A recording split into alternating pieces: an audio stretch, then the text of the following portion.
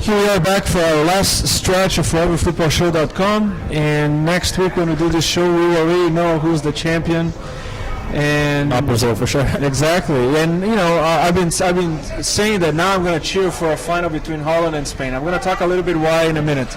But let's close on Paraguay and Spain. Another fantastic game. I was cheering for Paraguay because we all wanted to see Larissa to go out. I'm with you on that one. For those who don't know who Larissa Riquelme is, she's a 25-year-old Paraguayan model. She was hired by a local phone company, a local phone device company, to do some ambush marketing, and she was walking around hiding her cell phone in the best place she could possibly find, and where she has the best attributes on her body as well. And she promised that if Paraguay was the champion, she was going to go naked. No, she said she's going to do it. Now she's going to do it anyway. That's such a giver. Yeah. Such a Madre Teresa. She's a good person, Madre Teresa. She's just Madre Teresa. So she promised that on Tuesday she's going to go naked. I'm thinking about going to Asunción just to see that. Yeah, well, she's very pretty, very attractive, and go Paraguay. Paraguay, I thought in a certain moment I was not sure if the penalty shootout had already started, because there were penalty kicks all over the place during the game. That was another emotional kick. If the day before half of Uruguay and a third of Ghanese people had heart attacks, Paraguayans and Spaniards had their moment as well. Yeah. What were all those real penalty calls? Yeah, I thought they were both penalties. The only thing that I thought was when the referee called the second penalty back and made him retake it.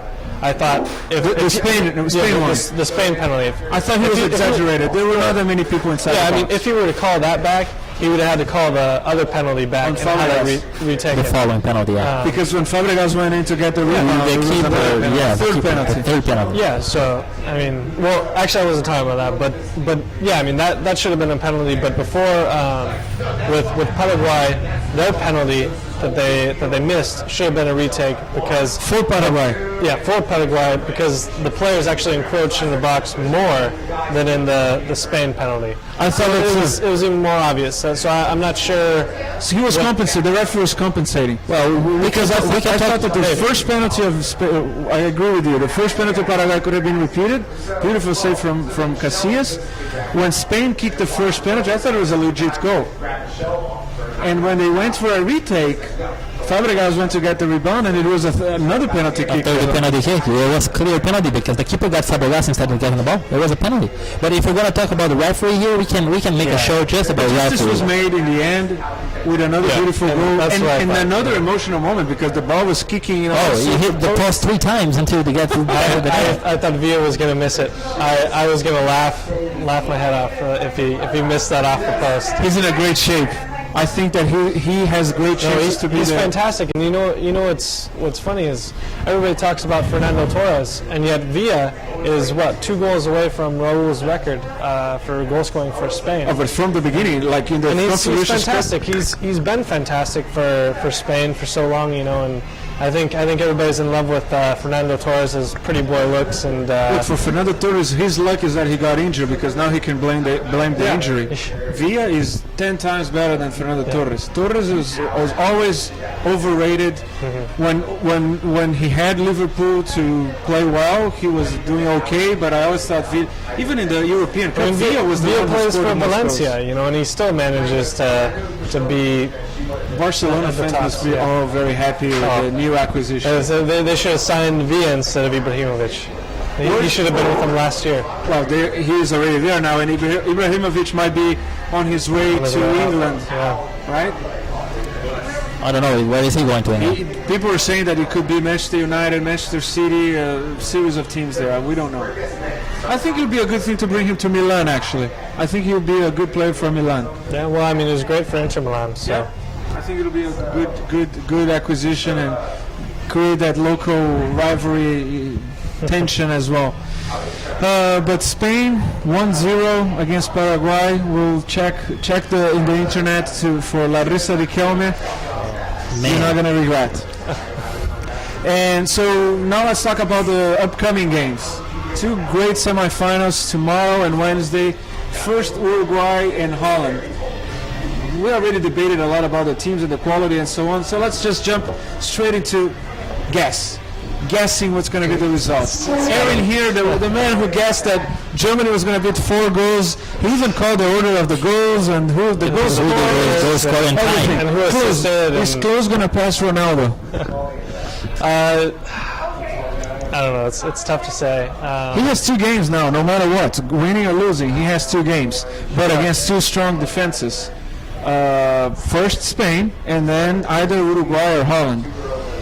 You know, 1 goal away or 2 goals away? 1 goal away. 1 goal away of tying. He has 14. Ronaldo has 15. Ronaldo might be cheering in Brazil so hard, like, don't do it. It was hard for me because I was cheering for Germany, but cheering for other players to score other than Klose. Yeah. I don't know.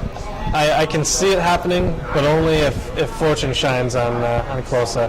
You know, he's missed quite a few opportunities in the World Cup so far, and I actually haven't been incredibly Germany, he impressed was with. very efficient. No, they had were. 2 shots on goal and They were, 3. but previous games, you know, not so much. So we'll see who turns I out. think Look at us, that 3rd goal, the first goal that Klose scored, the one that Schweinsteiger crosses, and he's under the post, and instead of just pushing in, he kind of like stops, control, and kicks. Do you think that he really stopped and controlled, or he was about to miss it?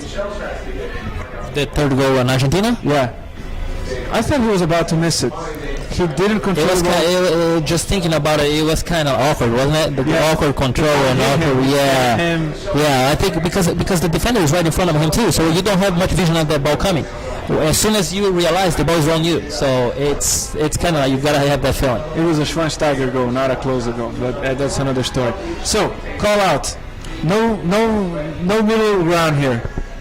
So for the Netherlands Uruguay game. Yes. I think the Netherlands will go through. Netherlands, what's the final for you?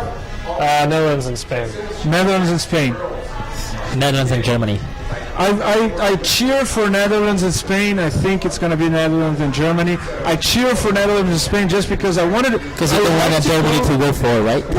No, actually, I would like to see, before the final, know that we'll have a new champion. I think 2 countries that have always been almost there but never there.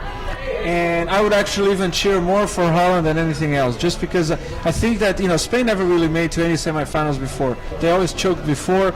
Netherlands made and just played beautiful soccer in 74, 78, and they were unlucky to be that good, but playing visitors finals against Germany and Argentina in their home countries when they were also militarily influential and politically influential over the results and over the refereeing. I think that Holland should have won both World Cups in 74 and 78 if it was not for the extra field arrangements that might have happened.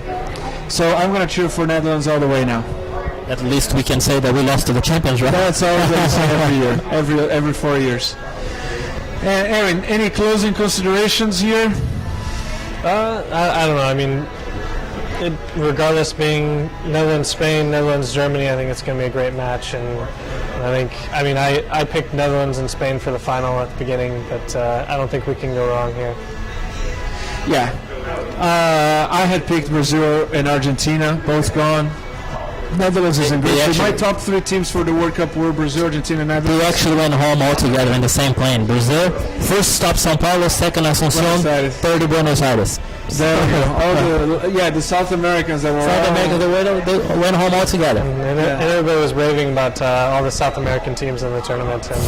And as soon as they say that, they all jump out. Hey, Uruguay is actually doing pretty well. So that's fantastic. Congrats to Uruguay, but they had a much easier path than many of the others. Yeah, Uruguay came in a way too that he was. Yeah, you're right on that one. Yeah. Uruguay got So, folks, we thank you once again.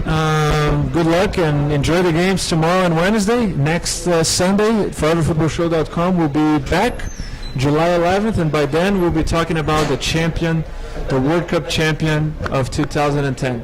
Good luck and see you next week.